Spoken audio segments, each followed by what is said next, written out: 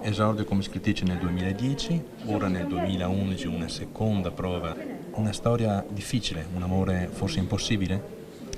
Un amore realmente accaduto tra una giovane attrice cecoslovacca che si chiamava Lida Barova e il mefistofelico Joseph Goebbels, il ministro della propaganda di Adolf Hitler.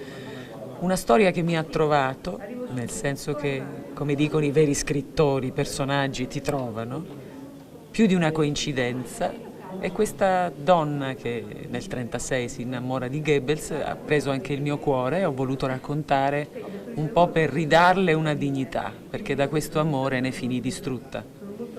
Attrice, ma anche scrittrice. Qual è la sua vera anima? La mia anima è una, poi si manifesta in tante forme. In Italia siamo abituati a vivere tutto in settori, per cui gli attori devono fare solo gli attori, gli scrittori solo gli scrittori. Io credo che dovremmo prendere esempio anche da altri paesi dove un attore scrive, fa altro, insomma. Quindi la mia anima è multiforme. Spero si dia una regolata perché non so cos'altro potrei fare.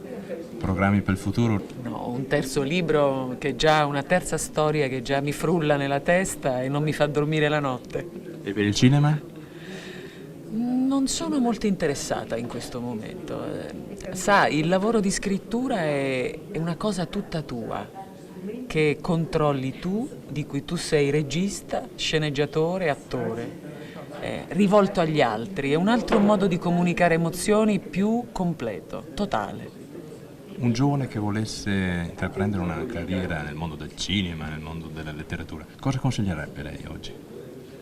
Di buttarsi, intanto nella letteratura, di scrivere, buttarsi, scrivere e poi inviare il proprio manoscritto agli editori, magari i piccoli editori che sono quelli che leggono i manoscritti, quindi evitare i grossi, importanti editori. Per gli attori ci vuole un po' di studio. Ecco, non guardate i modelli televisivi del sono bella e quindi voglio fare l'attrice come lei. No, bisogna studiare per fare gli attori. Un bacio appassionato per Vive TV. Vive TV è bellissimo.